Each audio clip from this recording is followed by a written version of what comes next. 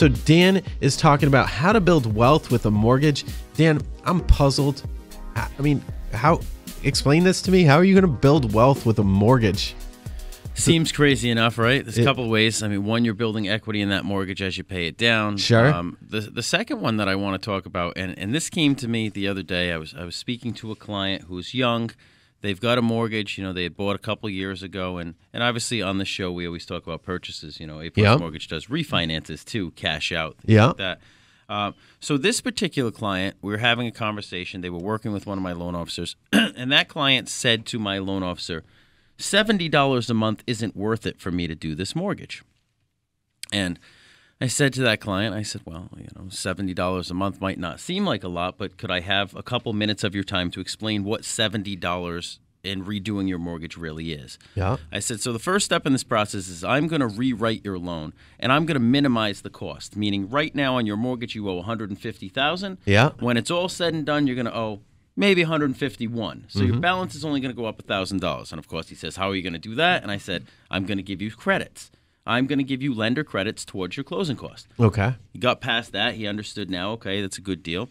I said, I'm going to get you 2 months off on your mortgage. We're going to close this loan at the end of October. It's going to fund in November, meaning when you close on a refinance, you have 3 days to change your mind. So in November, his mortgage is going to be paid off. He's not going to be obligated to make a mortgage payment in November. He's not going to be obligated to make a mortgage payment in December. The next time he makes a payment will be January 1st. This particular client pays about $1,500 a month for his mortgage. Okay. So those 2 months, that's $3,000 that he's kept in his bank. It's huge, yeah. He also has an escrow. So when we do a new mortgage for somebody, you don't transfer one escrow to the other. You get a check back. So if you have tax and insurance set up in your bank's account, in your mortgage company's account, they send you that money back. Like on a closing. Yeah, I said, so that's about $1,000. So now we have $4,000, right? And this is where it gets fun. Keep track of these numbers. $4,000 in his pocket. Yeah. He saves $70 a month. I said to him, sir, $70 a month doesn't seem like a lot to you. He said, it's not worth it to me. I said, well, we've already shown that I can keep $4,000 in your pocket. Yep. And now we've got $70 a month. I said, so let's take a look at bankrate.com and let's look at an investor portfolio and let's look at the next 30 years that you're going to be paying down this mortgage that you owe about $150,000 on. Yeah. If you took the $4,000 I just saved you, you put it into an account, you put in $70 a month, exactly what I saved you. At the end of 30 years, you're going to have a ridiculous $112,311. That's pretty cool. In that account. Yeah. $70 a month that you were already paying. Compounding money. This isn't extra money. This is money that you were already paying. And I try to dumb it down for people because I think sometimes when people think about their house, it gets scary. It gets a little overwhelming. So I say, let's pretend it's your car. You drive your car to work every day and you've got a $350 a month payment. Yep. If I told you you could drive that same car to work tomorrow and you could have the same number of payments left on that car payment, but instead of $300, it was going to be instead of $350, it was going to be $300. Would you do it? Yeah. I would think most would, but for some reason, when it comes to their home, people don't see it the same way.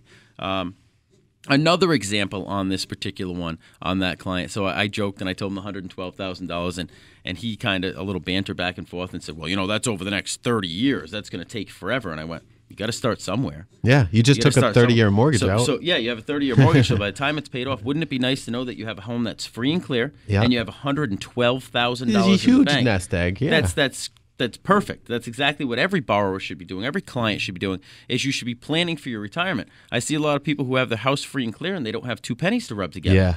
Well, that doesn't help you because now you go into retirement and all of a sudden you realize that you do need some cash. Yep. Well, how are you going to get that cash? Well, I'll just refinance my home and take some cash out.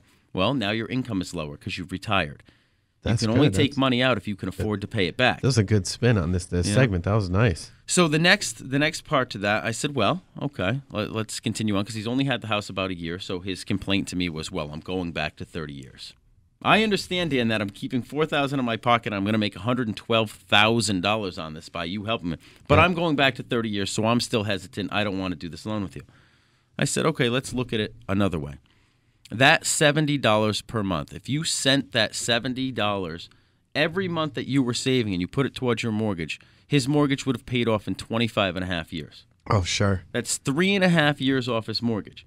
So I don't have a calculator in front of me, but if you took $1,500 a month by 3.5 years, Yep. it's about $40,000 extra that he saves right there.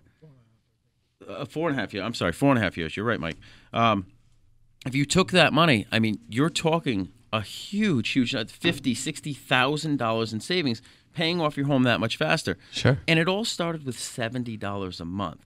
So when people kind of snub the $70 or turn their nose to it, I think about it and I go, you're really turning away $112,000. If I handed you a bag with $112,000 in it, you wouldn't stop smiling.